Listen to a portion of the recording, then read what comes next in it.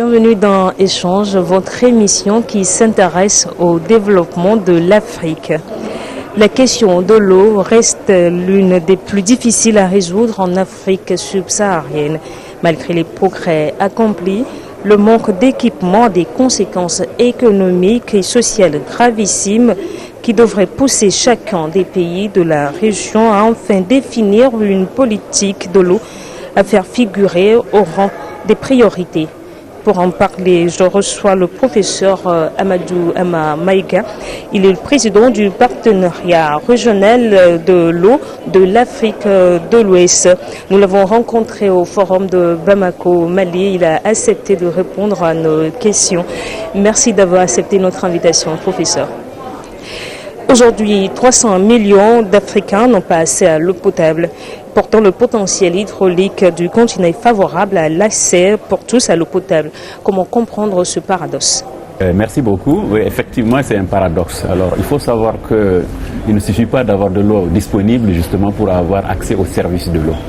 L'eau est effectivement disponible tant au niveau des eaux de surface qu'au niveau souterrain, mais ce qui manque, c'est les infrastructures qui permettent de mobiliser cette ressource et pour les mettre à la disposition des populations. Et c'est ça qui est le problème justement.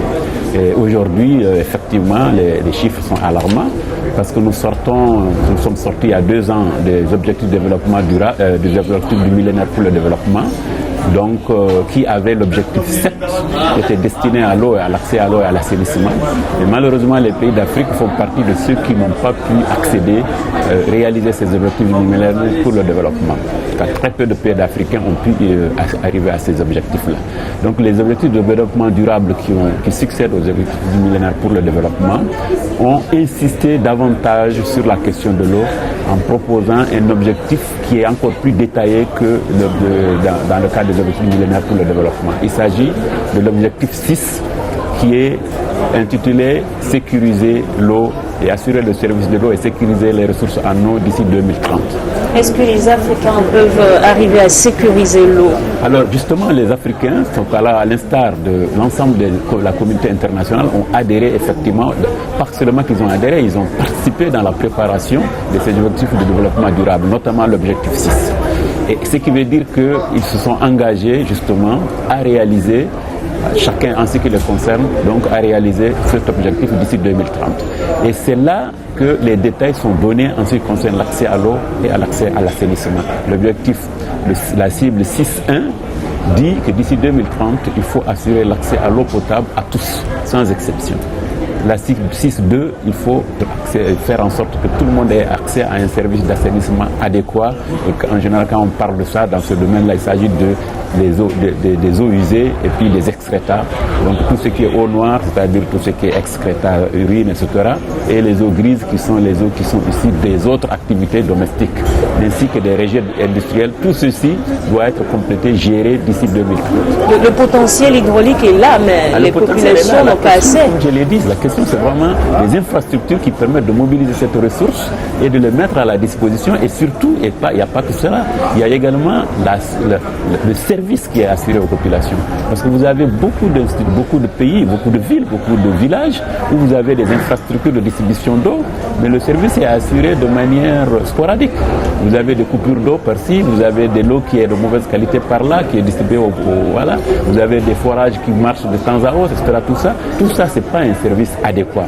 Et donc, l'objectif de développement durable sur l'eau, dans ces cibles 6.1 et 6.2, disent que d'ici 2030, il faut que chaque État, chaque pays, chaque communauté ait accès à un service correct, durable, donc à l'eau et à l'assainissement. Et donc, le problème, c'est les infrastructures, c'est la mobilisation des financements pour les infrastructures et les services. Ça doit être un grand sujet de frustration. Évidemment, c'est un grand sujet de frustration pour tout le monde. Parce que le problème, c'est à ce niveau-là, c'est que l'expérience est malheureuse. Vous prenez n'importe quel pays de l'Afrique, en tout cas au sud du Sahara, vous allez trouver que dans les petites villes, dans les villages, les forages qui avaient été réalisés, les points d'eau qui avaient été réalisés, ont fonctionné quelques années, après ils ne fonctionnent plus. Donc il y a un problème de maintenance aussi des infrastructures. Non seulement on a besoin de nouvelles infrastructures, mais on a besoin également de mettre en place des dispositions qui permettent aux infrastructures qui ont été réalisées de fonctionner. Et c'est ça, c'est le problème. Ça, c'est le problème de nous en Afrique subsaharienne. Malgré les grandes avancées technologiques dans le monde, nous on souffre toujours en Afrique de manque d'eau potable. Oui, je crois qu'à ce niveau d'ailleurs, ce n'est même pas une question de technologie nouvelle, etc. C'est les technologies de base qui sont maîtrisées, qui sont connues, qui ne demandent pas de compétences très particulières. Et il faut les mettre en œuvre, tout simplement. Il faut les mettre en œuvre et les exploiter correctement. C'est ça le problème que nous avons. Professeur, l'exclusion des centaines de millions de personnes à l'accès à une eau potable et assainissement devrait être un sujet de préoccupation majeure. Pourquoi ce n'est pas le cas? Bon, dans les politiques c'est le cas, mais dans les faits c'est pas le cas. Donc dans les politiques nationales, vous prenez n'importe quel pays, je crois, ils ont tous établi, adopté des politiques nationales en matière d'eau et d'assainissement. Avec des plans d'action, mais ce sont ces plans d'action qui ne sont pas réalisés, ils ne sont pas suivis. Et c'est ça le problème. Donc le problème n'est pas la définition de la politique ou de la stratégie, le problème c'est le fait que ça n'a pas été mis, ça ne met pas en œuvre et que ce n'est pas suivi. Et donc ça devait être une préoccupation, d'autant plus que c'est des services de base. L'eau comme la santé, et d'autant plus que l'eau est liée à la santé directement, fait partie donc des préoccupations sociales qui peuvent être source de conflits sociaux et qui d'ailleurs le sont actuellement. Ce n'est pas un pas déjà l'engagement des États à inscrire ces problèmes d'eau dans leur budget, si. Leur priorité. Tous les pays ont inscrit ça dans les priorités. Mais le problème, c'est que vous prenez un pays comme le Mali, où nous sommes, où je suis, vous prenez un pourcentage du budget national du Mali pour l'accès à l'eau potable. Qu'est-ce que ça représente par rapport aux besoins? Ça ne représente pas grand-chose par rapport aux besoins. Et les gouvernements font des études au préalable avant d'inscrire ces priorités? Tout à fait, ils font des études. C'est-à-dire, en réalité, tout est documenté. C'est-à-dire que l'évolution de la population actuelle est connue, l'évolution de la population est estimée, les prévisions sont là, on sait combien d'habitants manquent d'eau aujourd'hui, combien en ont, combien d'habitants on va avoir à ravitailler dans les années à venir, et on sait quelles sont les infrastructures qu'il faut mettre en place, les investissements, et on s'arrête là. Le problème, c'est justement la capacité de ces États et de ces municipalités de mobiliser les investissements nécessaires pour équiper les villes, les villages d'équipements, d'infrastructures d'eau potable. L'autre problème, comme je vous l'ai dit, c'est l'insuffisance des capacités également des villes et des villages, notamment les petites villes et les villages, de s'organiser pour la maintenance de services qui sont là à leur disposition, qui ont été mis en place soit par l'État, soit avec l'aide des bailleurs de fonds, de la coopération décentralisée ou par les ONG. Ça veut dire aujourd'hui, est-ce que les États africains ne sont pas à même de financer l'eau potable pour les populations? Ils ne sont pas à même de financer à hauteur de souhait. Donc, peu de pays d'Afrique subsaharienne sont aujourd'hui, du point de vue budgétaire, capables de financer les investissements nécessaires à hauteur de souhait pour permettre d'accéder à la population, d'accéder à l'ensemble des services nécessaires tels qu'ils le sont. C'est pour ça d'ailleurs que dans le cadre des objectifs de développement durable, on a révisé les critères d'évaluation, les standards d'évaluation de l'accès à l'eau potable. Donc on ne demande plus que partout il y ait l'eau de robinet. Donc l'eau qui est distribuée au niveau des forages avec des pompes à main, et même certains puits qui sont un peu contrôlés, c'est déjà des systèmes d'accès améliorés de l'eau, même si ce n'est pas le niveau élevé. Donc les standards, les nouveaux indicateurs de suivi de la mise en œuvre des objectifs de développement durable comportent différentes échelles. À l'échelle infrastructure et à l'échelle qualité de service. Les infrastructures également, il y a différents types d'infrastructures. L'eau au robinet, l'eau lorsqu'il s'agit d'un forage avec une pompe à main ou quelque chose de ce genre, ou l'eau qui est prise au niveau d'un puits mais qui est un peu contrôlée. Donc c'est différentes échelles, différents niveaux de services, d'accès aux services. Tout ceci est maintenant pris en compte parce qu'on sait que ce n'est pas possible que dans les 15 prochaines années, que tous les pays du monde, et en particulier les pays à faible revenu tels que les nôtres, puissent être en mesure de mobiliser les infrastructures, les investissements nécessaires, de mettre en place les infrastructures nécessaires pour avoir l'eau à la plus haute échelle, c'est-à-dire l'eau potable avec le robinet à tout le monde. C'est pas possible. Et comment trouver alors le financement? Faut-il tendre la main à l'extérieur? Faut-il mobiliser les populations internes? Malheureusement, et ceci est tellement compris que l'objectif de développement durable 6, dans un de ces cibles qui est la cible 6B, dit qu'il faut que d'ici 2030, la communauté internationale développe la coopération, renforce la coopération avec les pays à faible revenu pour leur permettre d'atteindre les cibles. À travers vos missions en Afrique de l'Ouest, que voyez-vous? Le manque d'eau s'exprime parfois en des proportions inimaginables. Tout à fait. Oui, comme je vous l'ai dit, le problème c'est la disponibilité des eaux dites alternatives. Sinon, le niveau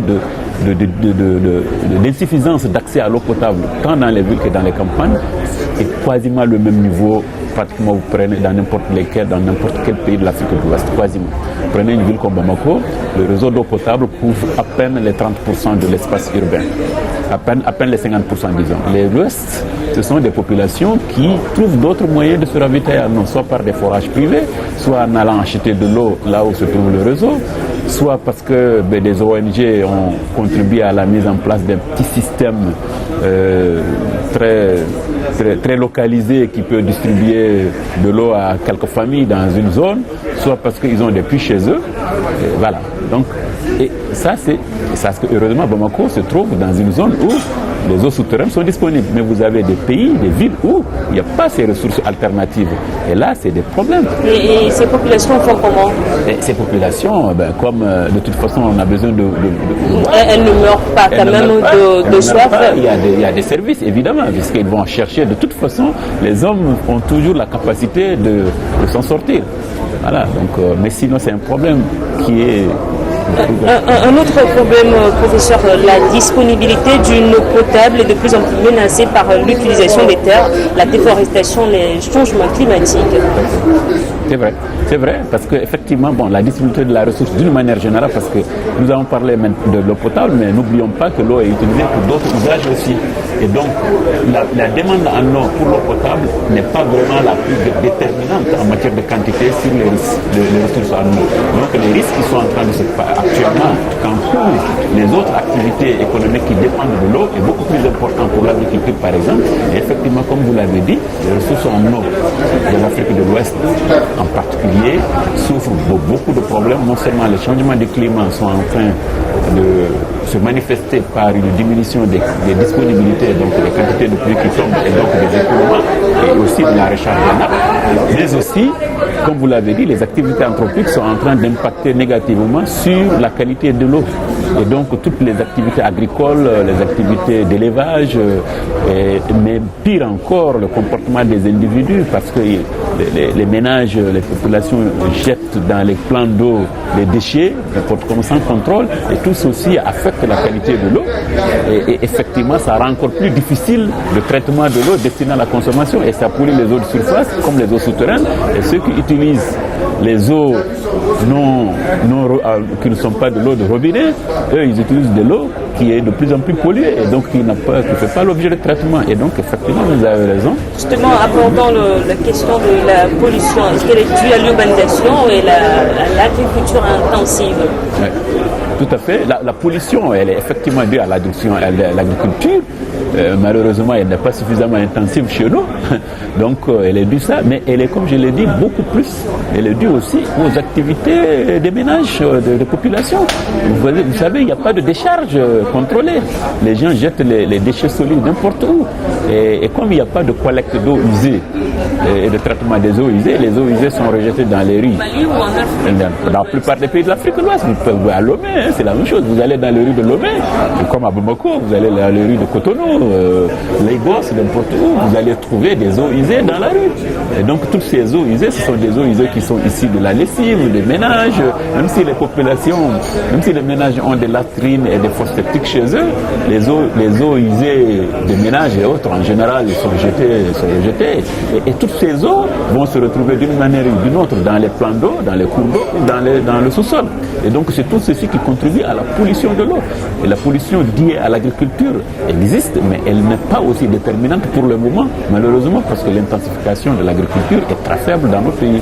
Mais effectivement, ça fait partie aussi des activités qui impactent sur la qualité de l'eau et en particulier les eaux de surface. Nous allons marquer une pause et revenir juste après le journal. D'accord, merci. Regardez désormais la